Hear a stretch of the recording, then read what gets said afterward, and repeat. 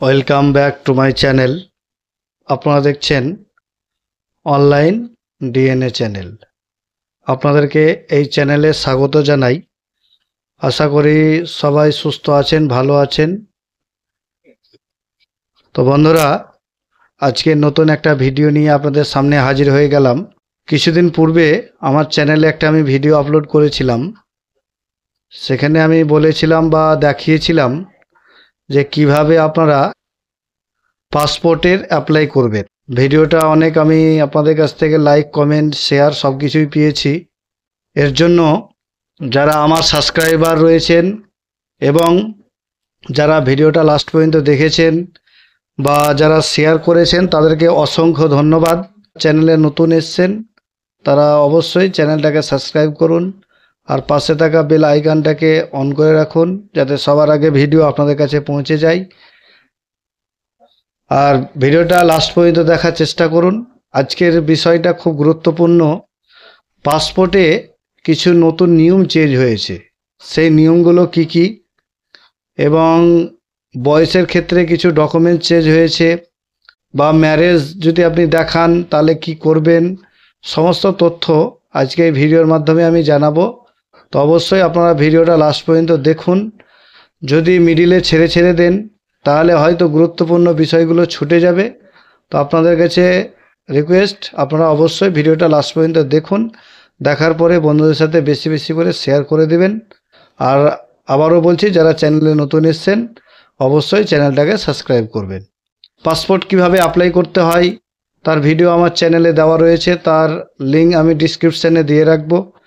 এবং পাসপোর্টের যে সাইড রয়েছে, সতর্কতাভাবে জানাই যে পাসপোর্টের সাইজ 2-3 রকম বেরিয়ে গেছে। যারা হ্যাকার তারা বার করেছে, দেখবেন পাসপোর্ট অ্যাপ্লাই করতে গেলেই তেনারা কিন্তু আপনাদেরকে সতর্ক করবে। আমি দেখাবো আপনাদেরকে স্ক্রিনে। তো কি কি নিয়ম চেঞ্জ হয়েছে চলুন আমরা ভিডিওর মাধ্যমে আপনাদেরকে দেখাই। প্রথমেই গুগলে আপনারা সার্চ করুন পাসপোর্ট। দেখুন এখানে পাসপোর্ট সেবা বলে চলে এসছে, আপনারা ক্লিক করুন। এই যে প্রথমেই দেখতে পাচ্ছেন এই লিঙ্কটা, এই লিঙ্কে আপনারা ক্লিক করবেন। একটু ওয়েট করবেন। দেখুন মিনিস্ট্রির যে ডিপার্টমেন্ট আছে তেনারা কিন্তু বলে দিয়েছে এগুলো কিন্তু ফেক ওয়েবসাইট। এইসব ওয়েবসাইট থেকে আপনারা কিন্তু বেঁচে থাকবেন। আপনারা একদম সরকারি সাইট ছাড়া অ্যাপ্লাই করতে যাবেন না। এই পপআপটাকে আপনারা কেটে দিন। এখানে কিন্তু আপনাদেরকে আগেই আমার ভিডিওতে জানিয়ে দিয়েছি কিভাবে আপনারা রেজিস্ট্রেশন করবেন, কিভাবে অ্যাপ্লাই করবেন। আপনাদেরকে আমি তথ্যটা আজকে জানাবো, তার জন্যই কিন্তু এই ভিডিওটা আমি আপনাদের সামনে বানাচ্ছি, কারণ কিছু কিছু নিয়ম চেঞ্জ হয়েছে। চলুন আমরা এই যে লগ ইন অপশানে গিয়ে আমরা কিন্তু লগ ইন হয়ে যাব। দেখুন বন্ধুরা, আমরা লগ ইন হয়ে গেছি আমাদের ইউজার আইডি পাসওয়ার্ড দিয়ে। আমরা যে বিষয়টা নিয়ে আপনাদের সামনে আলোচনা করতে চাইছিলাম বা বলছি, যেটা নিয়ে আজকের ভিডিও, দেখুন আমি দুজনের এই আইডি থেকে অ্যাপ্লিকেশান করেছি। তো আপনাদেরকে বলি, একটা এরকম আইডি বানিয়ে আপনি 5 জনের অ্যাপ্লিকেশান করতে পারবেন, তার বেশি কিন্তু একটা আইডি থেকে আপনি করতে পারবেন না। তো বন্ধুরা দেখুন, একজনের অ্যাপ্লাই করেছি, তো তিনার ফাইল নাম্বার জেনারেট হয়ে গেছে কিন্তু তিনাকে হোল্ড করে দিয়েছে। এবং আরেকজনের করেছি, তিনার কিন্তু ডকুমেন্টস ভুলের জন্য তার এখন পর্যন্ত ফাইল নাম্বারটাই জেনারেট হয়নি। এবারে এই যে দেখুন, যার ফাইল নাম্বার জেনারেট হয়েছে, কি প্রবলেম রয়েছে দেখুন। ট্র্যাক স্ট্যাটাসে গেলে এখানে লিখে দিয়েছে দেখুন যে রিডকুমেন্ট সাবমিটেড, তার ডকুমেন্টসের প্রবলেম, তার জন্যই তাকে আবার সাবমিট করতে বলেছে। তাহলে কি কি ডকুমেন্টসের প্রবলেম হয়েছে সেটাই আপনাদের সামনে চলুন আমি দেখাবো আপনাদেরকে। এই যে দেখুন ফ্রেশ অ্যাপ্লিকেশন, এই অপশানে আমাদেরকে ক্লিক করতে হবে। এখানে আপনারা ক্লিক করবেন। তারপরে আমরা এখানে যেহেতু নতুনেরই দেখাচ্ছি আপনাদেরকে, এই নর্মাল এবং 36 পেজ রেখে নেক্সট বাটনে ক্লিক করবেন। আমার ভিডিওতে ডিটেলস দেওয়া রয়েছে, যেটা পাসপোর্টের অ্যাপ্লাইয়ের ভিডিও আমার চ্যানেলে আছে, আপনারা দেখতে পারেন কিভাবে কোনটা রিনিউয়াল, কোনটা ফ্রেশ, কত পাতা নিলে আপনার কত খরচ পড়বে, সমস্ত তথ্য দেওয়া রয়েছে। তো বন্ধুরা সাধারণত এখানে আমরা নাম, সারনেম, মেল ফিমেল, জন্ম তারিখ, তো যে দুটো ডকুমেন্টস বর্তমানে মানে এই যে আপনাকে দেখালাম যে হোল্ড হয়েছে কেন, যে দুটো ডকুমেন্টসের প্রবলেমে এই হোল্ডটা হয়েছে, সেই ডকুমেন্টস দুটো নিয়ে আপনাদের সামনে আলোচনা করব। তো অবশ্যই লাস্ট পর্যন্ত দেখুন।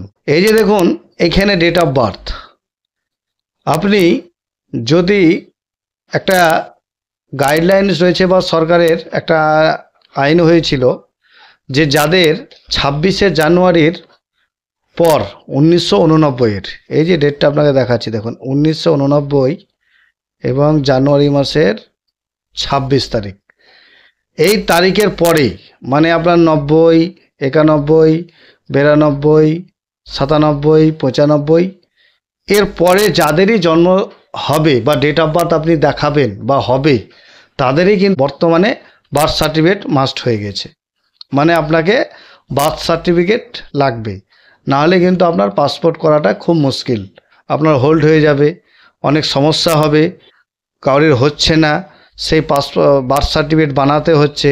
এই ডেটটা আপনারা দেখবেন যে 26/1/1989 এর পরে, মানে এই যে 27/1, 27/2 বা 28/1/89, এই 89 এর পরে আপনি 89 এর পরে 90 নেন, এরকম হলে আপনাকে জন্ম সার্টিফিকেট লাগবে।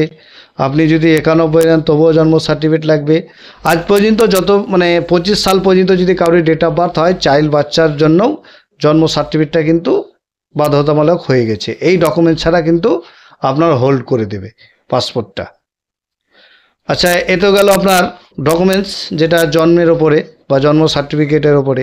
আপনার জন্মস্থান, এবার আপনার যদি এখানে দেখুন আর একটা জিনিস লেখা রয়েছে, place of birth out of India, আপনি কি ইন্ডিয়ার বাইরে জন্মস্থান মানে জন্মগ্রহণ করেছেন? ইয়েস করলে আপনাকে এবার ডিটেলস দিতে হবে, আর নোয়ে ক্লিক করলে আপনাকে দেখুন ইয়েস করলে তাহলে আমরা নোয়ে।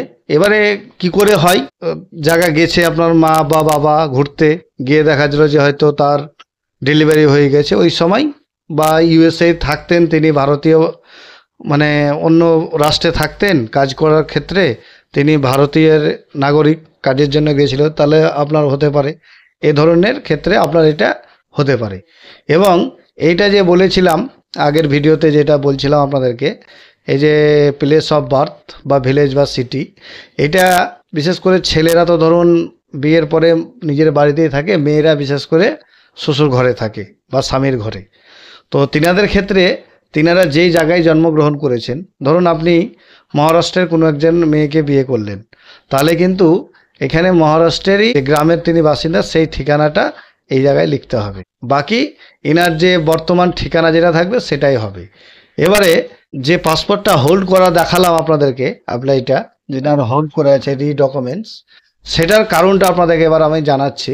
সেটার কারণ হচ্ছে সিঙ্গেল বা ম্যারিড বা আপনি ডিভোর্সি বা যা থাকবেন সেটার ক্ষেত্রে হবে। আপনি যদি সিঙ্গেল দেখান তাহলে কিন্তু আপনার কোনো সমস্যা নেই, আপনারা আশা করছি পাসপোর্ট হোল্ড হবে না। আর যদি আপনি ম্যারিড দেখিয়ে দেন তাহলে আপনার পাসপোর্ট হোল্ড হওয়ার সম্ভাবনা বেশি। কি কারণে?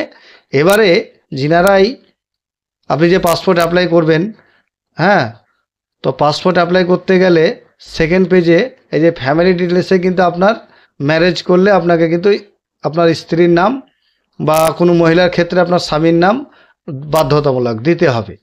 তো এবারে এইটাই হচ্ছে সবথেকে প্রবলেম, যে ম্যারেজ সার্টিফিকেট আপনাদেরকে দিতে হবে। যদি আপনার ম্যারেজ সার্টিফিকেট থাকে, এবারে ম্যারেজ সার্টিফিকেট কী করে পাবেন আমি আপনাদেরকে দেখাচ্ছি। চলো, এই টাইপের ম্যারেজ সার্টিফিকেট, তাহলে আপনার যদি এই ধরনের ম্যারেজ সার্টিফিকেট থাকে তাহলে আপনার কোনো রকমের সমস্যা থাকবে না।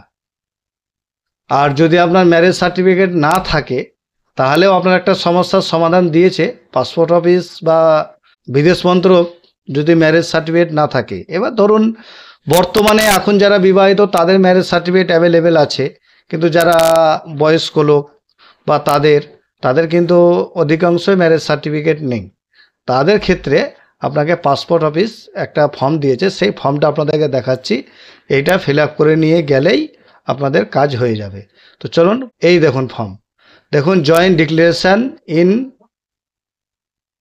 ম্যারেজ সার্টিফিকেট বা এনএক্সের যে, এই ফর্মটা আপনাদেরকে কিন্তু ফিল আপ করে নিয়ে যেতে হবে পাসপোর্ট অফিসে। কি করতে হবে, আমি যে 3 জনের অ্যাপ্লাই করেছিলাম তাদের কিন্তু হোল্ড করে দিয়েছে এই পাসপোর্ট এই ফর্মটার জন্যই। তো তাদের জন্ম তারিখ সব 80-র উপরে, তাদের বার্থ সার্টিফিকেট চাইনি, কিন্তু ম্যারেজ সার্টিফিকেটের জন্য হোল্ড করে দিয়েছে। তো দেখলাম যে আপনাদেরকে ভিডিওটা যদি শেয়ার করতে পারি তাহলে অনেকে উপকৃত হবেন, তার জন্য আমি ভিডিওটা বানাচ্ছি। তো এই ফর্মটা আপনাদেরকে গুগল থেকে বা পাসপোর্টের অফিসের সাইট থেকেই পেয়ে যাবেন। এই ফর্মটা আপনাদেরকে নিতে হবে যারা পাসপোর্টের অ্যাপ্লাই করবেন। প্রথমে মানে যিনি আবেদন করছেন পাসপোর্টের, তেনার নাম লিখবেন এবং এখানে তার পুরো অ্যাড্রেসটা লিখে দেবেন। ভিলেজ থেকে, পোস্ট অফিস থেকে, থানা থেকে, ডিস্ট্রিক্ট থেকে এবং পিনকোড একটু ছোট ছোট করে লিখবেন, তাহলে এটা হয়ে যাবে। এবং এই যে দেখুন এখানে তার ওয়াইফের নাম লিখবেন, বা যদি কোনো মহিলা করে তার স্বামীর নাম লিখবেন, স্বামী বা ওয়াইফের নাম লিখবেন। যদি কোনো মেল করে তাহলে ফিমেলের লিখবেন, আর যদি কোনো ফিমেল করে তার মেলের লিখবেন। তাহলে এটা হয়ে যাচ্ছে আপনার লিখার। এখানে আছে জয়েন্ট ফটোগ্রাফি, এবং দুজনে কোনো একটা সাইবার ক্যাফে গিয়ে যেখানে ফটো বার হয় সেখানে গিয়ে এই মাপেরই দুজনে দাঁড়িয়ে একসঙ্গে একটা জয়েন্ট ছবি তুলবেন এবং একটা ছবি কালার এই ঘরের মাপে বার করে এখানে বসিয়ে দিবেন। এবারে এই জায়গায় যিনি অ্যাপ্লিকেশন করছেন হাজবেন্ড, তিনি সই করবেন। এখানে যিনি ওয়াইফ, তিনি সই করবেন। এবং তিনার নাম, এখানে তার আধার কার্ড নাম্বার এবং ভোটার কার্ড নাম্বার এবং পাসপোর্ট নাম্বার যদি থাকে তাহলে দিতে পারেন। এবং তার এখানে নাম, ওয়াইফের নাম, তার আধার নাম, voter card number, passport number থাকলে দিতে পারেন। যেহেতু পাসপোর্ট থাকতেই পারে, আগে কেউ যদি করে রেখেছে, তাহলে এইটা এইভাবে ফিল আপ করে এই জায়গায় ওয়াইফ সই করবে, এই জায়গায় হাজব্যান্ড সই করবে। এবং আপনি যে এই জায়গায় দেখুন, আমি দেখাচ্ছি, ক্লিয়ার করে দিচ্ছি, এই জায়গায় যে দুটো ছবি আপনাদের জয়েন্ট ছবি থাকবে, এই জায়গা থেকে আপনারা ছবিটা বসিয়ে নেওয়ার পরে এই জায়গায় যিনার যেটা ছবি, ডান বা বাম এর কোনো তফাৎ বলেনি, যে যেখান থেকে দাঁড়িয়ে মানে ছবিটা যার থাকবে সেখান থেকেই এইভাবে সইটা এইভাবে করে অ্যারো করে, এবং যিনি ফার্স্টে করবেন তিনি এইভাবে এখান থেকে করবেন, এবং দ্বিতীয় যিনি করবেন এইভাবে করবেন। তাহলেই এই ডকুমেন্টসটা আপনি যদি সাবমিট করেন তাহলেই কিন্তু আপনার পাসপোর্টে আশা করছি হোল্ড হবে না। আমি এদের দুজনার সলভ করেছি এবং তেনাদের ডেট দিয়েছে, সেই ডেটে সলভ হয়ে যাবে বলেছে। তো বন্ধুরা, এই তথ্যটা আমার কাছে এসেছিল বা জানতে পারলাম, তো ভাবলাম যে আপনাদের সঙ্গে শেয়ার করে দিই, তার জন্য ভিডিওটা বানালাম। বন্ধুরা অবশ্যই ভিডিওটা লাস্ট পর্যন্ত দেখবেন। যারা দেখলেন তাদেরকে অসংখ্য ধন্যবাদ। আপনারা ভালো থাকুন, সুস্থ থাকুন। আর আমার চ্যানেলে আবারও আপনাদেরকে বলছি, পাসপোর্টের কিভাবে অ্যাপ্লাই করবেন সমস্ত তথ্য দিয়ে ভিডিও বানা রয়েছে। আপনারা চাইলে আমার চ্যানেলটা ভিজিট করতে পারেন। এবং আপনারা এই পাসপোর্টের সাইজ, ডুপ্লিকেট সাইজ থেকে কিন্তু বেঁচে থাকবেন এবং দালালের চক্করে পড়বেন না। অনেকেই দেখবেন অনেক দালাল রয়েছে যারা আপনাকে বলবে পাসপোর্ট বানিয়ে দেবে, এত টাকা দিন, অত টাকা দিন। আপনারা কিন্তু দালালের চক্করে পড়বেন না। খুব সিম্পল সিস্টেমে সরকার আপনাদেরকে পাসপোর্ট দিচ্ছে, কোনো অসুবিধা নেই। আপনার Aadhaar card, voter card, PAN card থাকলেই আপনি আশা করছি পাসপোর্ট পেয়ে যাবেন এবং অসুবিধা হবে না। তো আপনাদের কাছে অনুরোধ, আপনারা কোনো দালাল বা ফেক সাইটে গিয়ে অ্যাপ্লাই করবেন না। সঠিকভাবে অ্যাপ্লাই করে পাসপোর্ট করুন, আমাদের কাজ হয়ে যাবে। তো আপনারা ভালো থাকুন, সুস্থ থাকুন। জয় হিন্দ।